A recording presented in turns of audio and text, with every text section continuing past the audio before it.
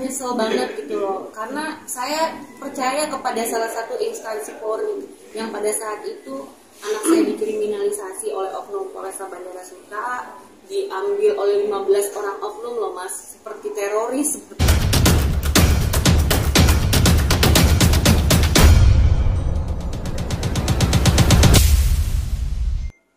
Tama tak muncul, artis lawas Yuyun Sukawati membawa kabar mengejutkan terkait anaknya Harry Alam Wibowo, yang terlibat kasus penyebaran video asusila.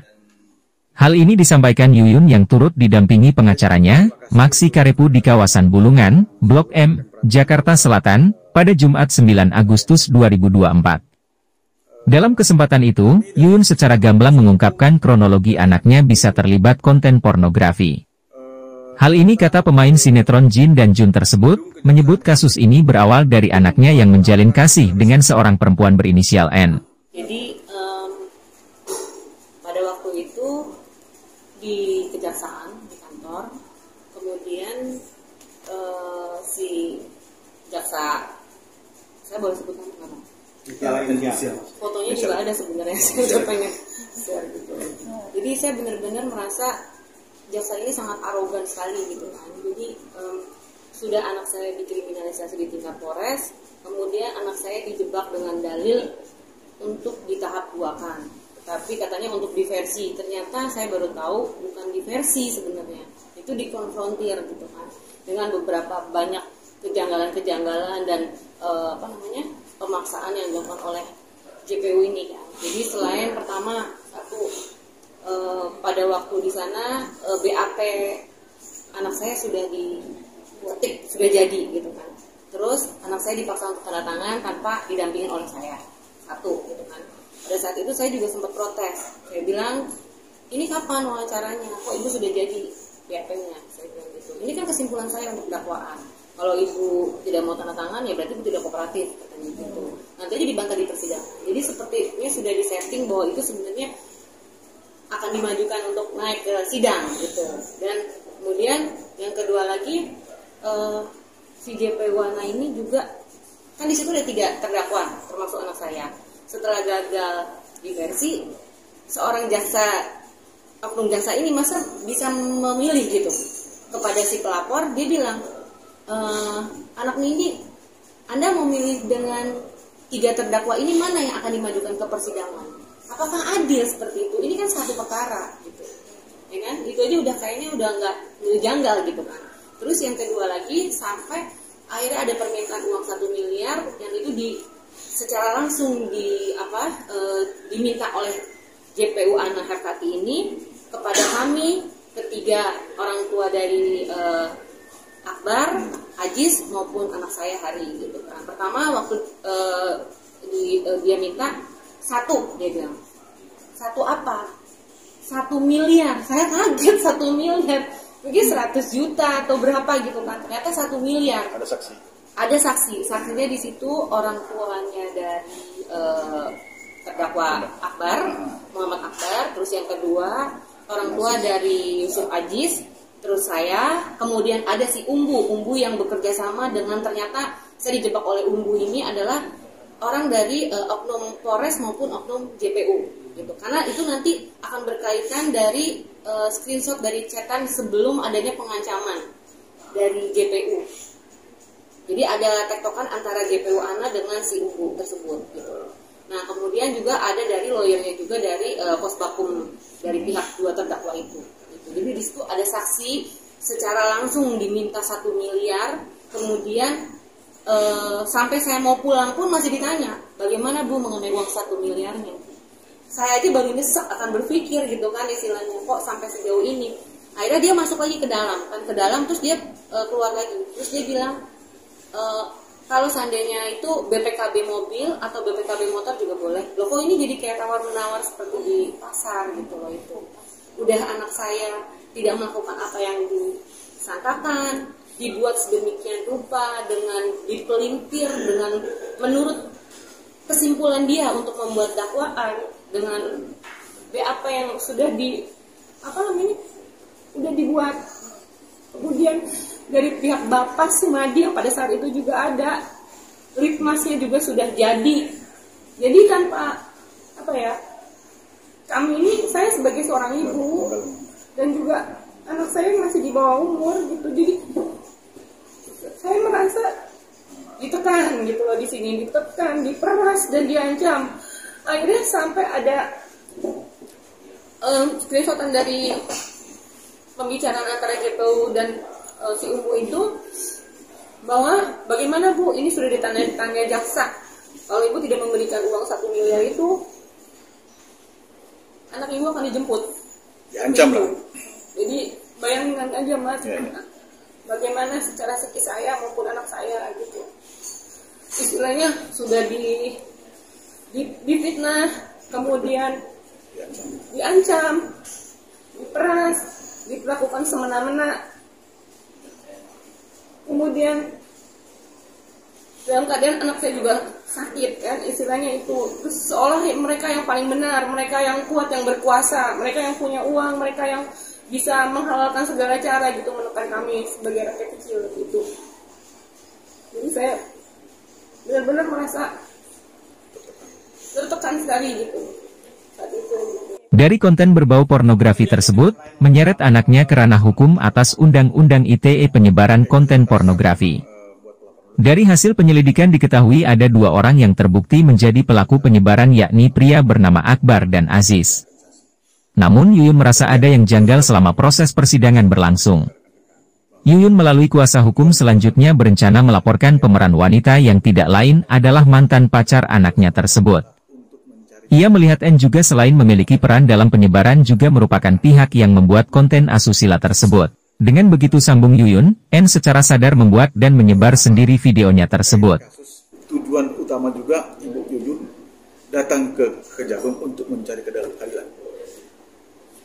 Di dalam Undang-Undang ITE, pasal 27 ayat 1 menyatakan bahwa barang siapa dengan sengaja menyebarkan dokumen elektronik yang muatannya kesusilaan dikenakan pidana. Artinya yang 2 orang pelaku utama yang menyebarkan video porno dan foto-foto tersebut.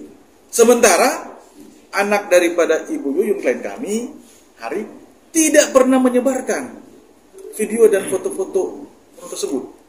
Memang karena pada waktu itu memang si pelapor perempuan ini yang notabene mantan pacarnya anak klien kami, Hari, itu dia mengirim dengan tanpa diminta foto-foto dan video-video yang tidak senonoh itu. Tapi anak Bu Yuyun tidak sama sekali melakukan penyebaran daripada foto dan video tersebut. Begitu, Bu Yuyun. Kira-kira begitu kan, Pak? Tapi yang pembuat itu Pak nggak dihukum. Bagaimana? Yang wanita itu nggak dihukum. Saya ingin melaporkan juga. Saya ingin melaporkan juga karena sebenarnya kalau dilihat dari melihat gitu dari pihak oknum polisi maupun GPU, harusnya dia berpikir. Dia membuat perempuan itu, si pelapor itu membuat video dengan happy, video asusila dengan memakai seragam binus, seragam sekolahnya dia, binus Serpong. Kemudian diposting ke TikTok pribadinya sendiri. Artinya dia kan juga penyebar dan pembuat yang harusnya justru yang dia yang ditangkap. Ibaratnya seperti itu gitu kan. Nah, kemudian dia dikeluarkan dari sekolah. Lalu salah anak saya di mana? Gitu. Jangan dilimpahkan ke anak saya gitu. Karena itu sudah putus lama, udah setahun yang lalu. Anak saya pacaran selama 2 tahun, hanya ketemu 3 kali karena itu LDR gitu kan. Kemudian perempuan ini dengan sukarela selalu memberikan video-video gitu. Apalagi kalau sedang marahan, nanti meraihnya bikin video gitu. Yang rasanya anak umur 16-17 tahun kalau dia bukan player gitu kan, istilahnya saya rasa mungkin harus diperiksa juga kejiwaannya gitu. Menurut saya perempuan itu, makanya saya akan melaporkan ini gitu loh, karena anak saya merasa dijebak gitu loh. Apakah orang tuanya tahu kelakuan perempuan ini gitu, bahwa istilahnya tahu nggak sih ini anaknya seperti ini kelakuannya kayak gitu kan. Nah terus yang saya sangat sedih juga gitu kan, anak saya diputus 1 tahun di pengadilan negeri. Kemudian yang pelaku si Akbar dan Aziz itu yang menyebarkan dan juga menjual ibaratnya, tapi hanya dituntut 7 bulan. Anak saya dituntut 1,6, diputus 1 tahun. Lalu yang 2 itu dituntut 7 bulan, diputus 3 bulan dan tidak dibanding maupun tidak dikasasi. Tapi anak saya dibanding dan juga dikasasi. Dan sedihnya pada waktu setelah putusan, saya kan juga boleh dong protes, saya menggunakan hak saya untuk banding. Tapi bagaimana ceritanya saya tidak diberitahu pada saat insage. Yang harusnya saya diberitahu pada tanggal 10 itu, insage diberikan kepada saya supaya saya bisa mempergunakan hak saya untuk banding. Tapi ternyata gimana ceritanya saya baru tahu dari tanggal 21 semua berkas gitu. Ternyata yang sudah banding JPU-nya. Putusan banding keluar setelah 5 hari. Masa seperti itu, secepat itu gitu. Jadi rasanya saya dibuat supaya saya harus menerima aja gitu. Anak saya harus sesuai dengan apa yang mereka mau aja kayak gitu gitu. Jadi rasanya nggak adil aja gitu untuk anak saya. Apalagi saat ini saya sebagai seorang ibu yang membela anak saya dilaporkan oleh JPU-nya. Mbak sendiri sampai saat ini gimana, sudah bertemu dengan sang anak nih yang lagi mengalami masa hukuman, atau memang ada larangan-larangan yang dilakukan oleh JPU ini, oknum ini, bagaimana? Ya, anak saya sih alhamdulillah tidak ditahan ya. Istilahnya anak saya itu masih tetap bersekolah di SMA Negeri 1 di Cirebon. Tapi kan dengan adanya hal ini dia kan juga secara trauma tertekan secara psikis. Belum lagi ada beberapa temannya juga yang nggak tahu ceritanya, dia juga ada pembulian. Saya juga mohon kepada ibu guru di sekolahnya juga untuk menjaga anak saya gitu, dan anak saya juga konseling juga ke psikolog juga kan gitu. Terus apalagi dia juga sedang sakit sampai saat ini masih fisioterapi karena dia punya penyakit spondylosis kan gitu. Saya selalu support dia sih, sementara saya juga harus kuat juga kan untuk menghadapi ini semua, untuk mencari karir anak saya. Kalau Bapak merasa sendiri tempat apa juga? Itu waktu itu sebelum persidangan, maju ke persidangan. Tahun lalu kah atau bagaimana? Tahun ini masih tahun ini. bulan Mei. Baru-baru. Bayar kenapa sih baru sekarang ini di Iya. berani untuk berkomentar dari ini? Saya sebenarnya Berapa bulan? dari bulan Februari sebenarnya, ini makanya yang saya sesalkan juga. Jadi saya juga sangat nyesel banget gitu loh, karena saya percaya kepada salah satu instansi Polri yang pada saat itu anak saya dikriminalisasi oleh oknum Polresta Bandara Suta, diambil oleh 15 orang oknum loh mas, seperti teroris, seperti pembunuh anak saya, padahal anak saya cuma hanya seorang anak gitu kan. Begitu tanpa ada surat panggilan 1, 2, 3, datangnya ke sekolahan juga gitu kan. Kemudian saya tanya buktinya mana juga mereka tidak bisa menunjukkan gitu kan. Nah pada waktu itu saya laporkan ke Propam, dari pihak Propam memohon kepada saya, dia bilang, ibu mohon, ini instansi Polri kan sudah jelek namanya, saya mohon supaya ibu jangan viralkan dulu ya, kami akan proses kok oknum-oknum dari Polresta Bandara Suta, terutama Ibtu Made Sadika itu yang Kadit Resmob itu yang sangat arogan, yang berbuat semena-mena pada anak ibu, akan kami proses. Tetapi saya hanya dibohongin gitu. Makanya saya tadinya masih menghargai ya, saya tidak up dulu ke media. Oke lah, saya mau tahu nih sampai sejauh mana. Tapi ternyata saya sangat menyesal. Kalau tahu kayak gini saya harus up dari awal harusnya gitu kan. Karena kalau ternyata di Indonesia hukumnya no viral no justice gimana gitu. Makanya saya mohon kepada Bapak Presiden Jokowi juga, Bapak Presiden terpilih Prabowo, Bapak Kapolri juga, Bapak Kapit Propam yang terhormat, saya mohon, saya sangat mohon, anak saya ini bukan dongeng.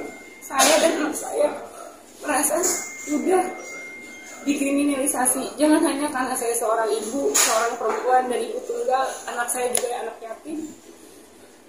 Oknum-oknum dari pejabat hukum yang bisa arogan dan juga berbuat semena-mena, menghalalkan segala cara menekan kami sebagai rakyat kecil.